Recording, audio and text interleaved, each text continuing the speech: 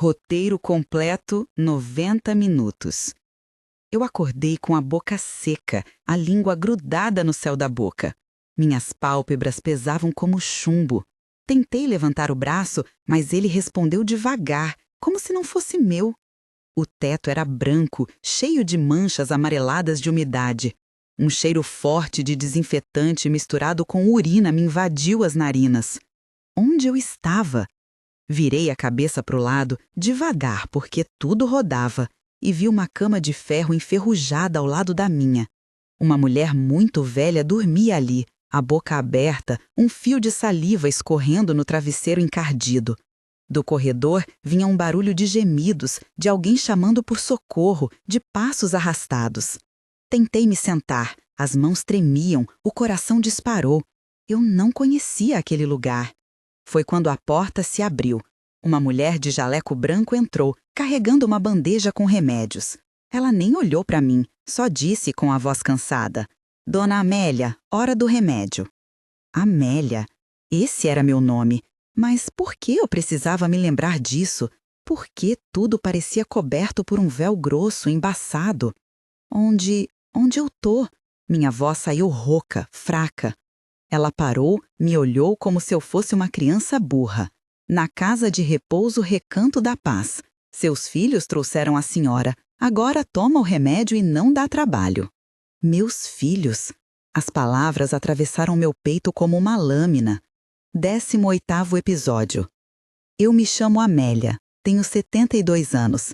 Passei a vida toda em Fortaleza, no bairro do Bom Jardim. Minha casa é pequena, só 3 cômodos, mas foi comprada com o suor do meu rosto. Depois que meu marido morreu, faz 15 anos já, fui eu quem segurou tudo. Trabalhei como faxineira, como cozinheira em casa de família, vendi marmita na porta de escola, fiz bico de costura. Tudo para criar meus 2 filhos, Júnior e Tatiana. Júnior é o mais velho, sempre foi esperto demais para a própria idade. Eu achava que era inteligência, mas com o tempo fui percebendo que era malícia.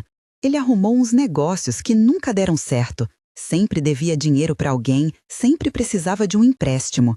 E eu, boba que sou, sempre dei. Tatiana era diferente, mais quieta. Casou cedo, teve 2 filhos, mas o marido era um inútil que não botava um prato de comida dentro de casa. Foi ela quem veio morar comigo há uns 3 anos, trazendo as crianças. Disse que era só até se arrumar, mas nunca se arrumou. Júnior aparecia de vez em quando, sempre com pressa, sempre pedindo alguma coisa. E eu, porque sou mãe, porque sofri tanto para dar o melhor para eles, sempre tentei ajudar.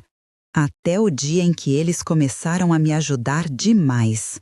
Tudo começou há uns 4 meses. Eu estava bem, não tinha nada de grave, só as dores normais da idade. Um joelho que reclamava quando chovia, pressão um pouco alta, esquecimento de vez em quando, mas nada demais. Eu ainda fazia minhas coisas, cozinhava, limpava, cuidava dos netos. Mas Júnior começou a aparecer mais, e sempre com a mesma conversa.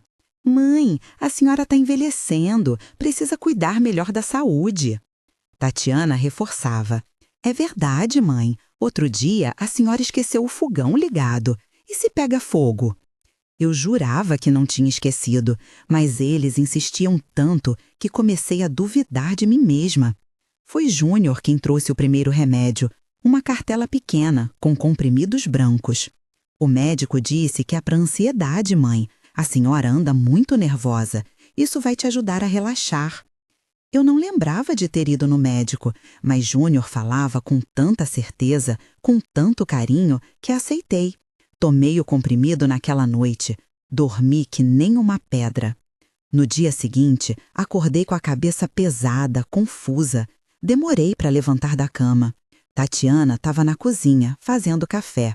Quando me viu, sorriu. "Dormiu bem, né, mãe? Tá vendo como faz bem?" E foi assim que virou rotina. Todo dia, um comprimido branco, para dormir melhor, para não ficar nervosa, para controlar a pressão. Só que eu comecei a ficar diferente. As horas se misturavam. Às vezes, eu acordava de tarde e achava que era de manhã. Esquecia onde tinha colocado as coisas, esquecia até o que tinha comido. Meus movimentos ficaram lentos, minha fala arrastada. Os netos começaram a me olhar com medo. Vó, por que a senhora está estranha? Perguntou o menor de 6 anos.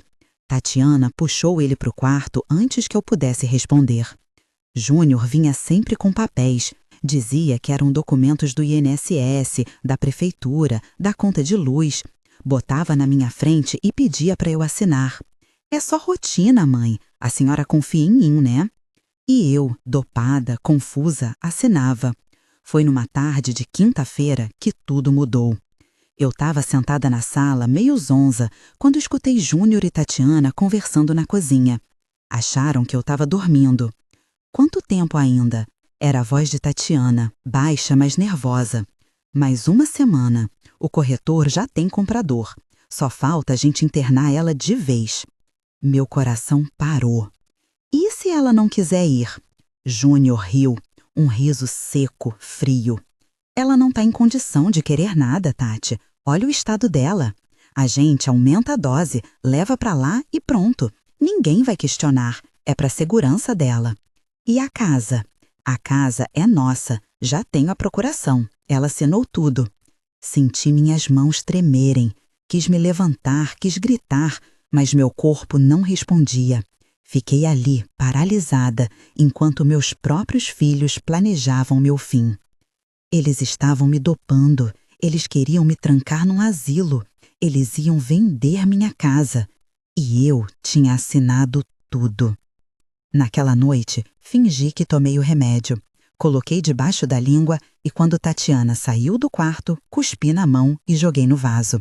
Meu coração batia tão forte que achei que ela fosse escutar. Mas ela não percebeu nada. Deitei na cama e fiquei quieta, de olhos fechados.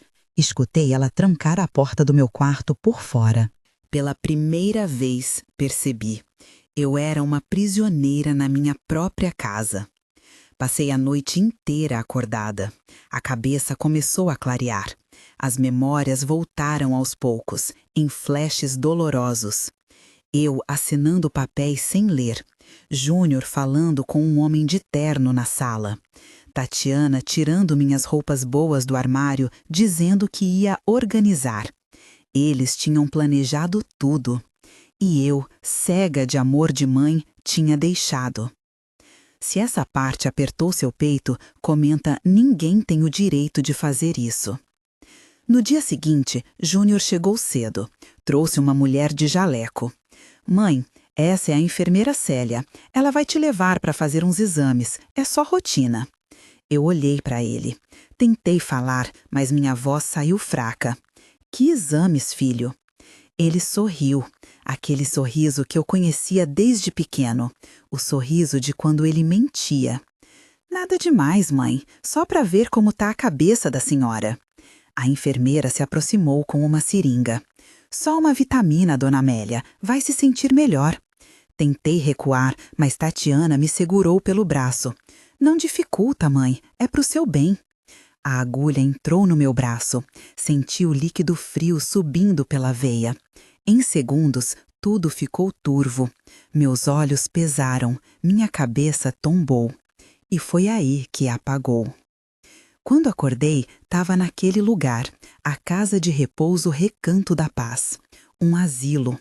Eu tinha sido internada à força, dopada, sequestrada pelos meus próprios filhos. Nos primeiros dias, não consegui reagir. Ainda tinha remédio no corpo. Eles vinham 3 vezes por dia, forçavam os comprimidos goela abaixo. Eu engolia porque não tinha força para resistir. Mas aos poucos, a revolta começou a queimar por dentro.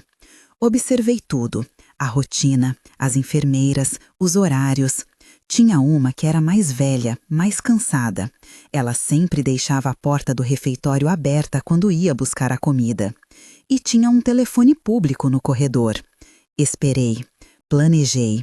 E numa tarde de domingo, quando a enfermeira saiu para fumar, eu me levantei. Minhas pernas tremiam, mas andei. Atravessei o corredor. Cheguei no telefone. Disquei o número da polícia. A voz do atendente veio. Polícia Militar, qual a emergência? Eu respirei fundo e falei com toda a força que restava em mim. Meu nome é Amélia Ferreira da Silva. Eu fui dopada e internada à força pelos meus filhos. Eles estão tentando roubar minha casa. Eu preciso de ajuda. Bom, a polícia levou 40 minutos para chegar. Quando entraram, pediram minha documentação, conversaram com a diretora do asilo. Ela ficou nervosa, dizendo que eu tinha sido internada pela família, com todos os documentos. Mas os policiais pediram para ver a autorização judicial. Não tinha. Não tinha nada. Só a assinatura que meus filhos tinham arrancado de mim, dopada, sem consciência. Eles me levaram dali, me levaram para o hospital, fizeram exames de sangue e encontraram benzodiazepínicos em dose alta, remédio controlado, remédio que só pode ser dado com prescrição médica. Eu não tinha prescrição. Foi fraude. Foi cárcere privado. Foi tentativa de estelionato. Os policiais abriram um boletim de ocorrência, ligaram para o Ministério Público.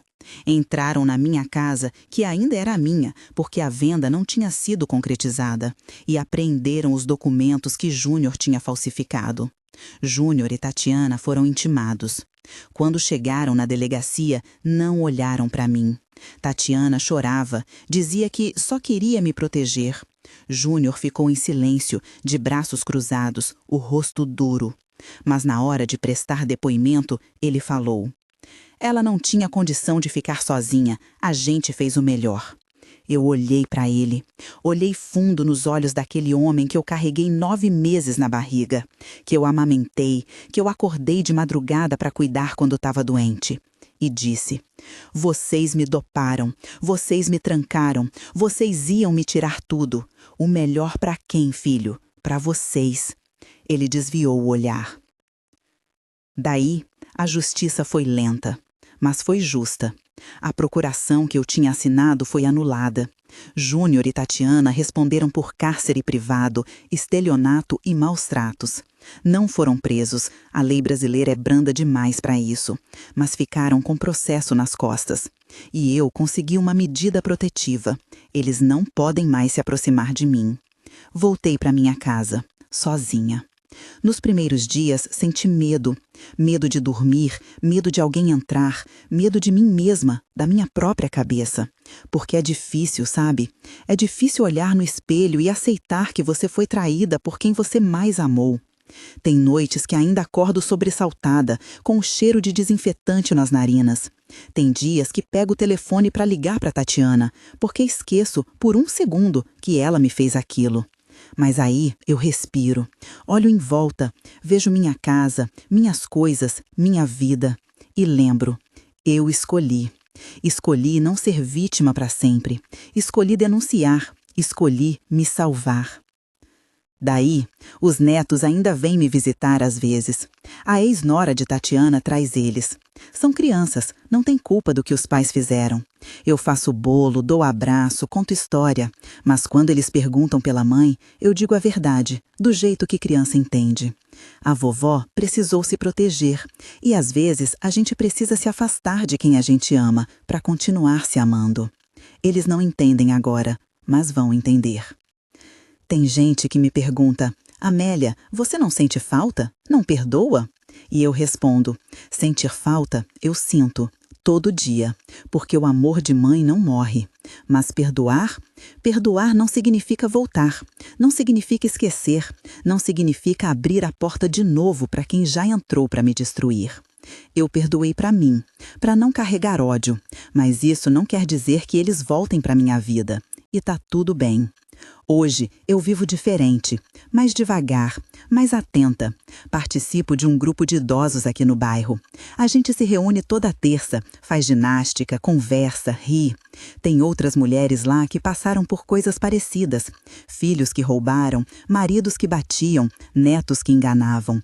A gente se apoia. E eu aprendi uma coisa: dignidade não vem de quem te ama, vem de você mesma. De saber que mesmo quando te arrancam tudo, você ainda pode escolher quem você quer ser.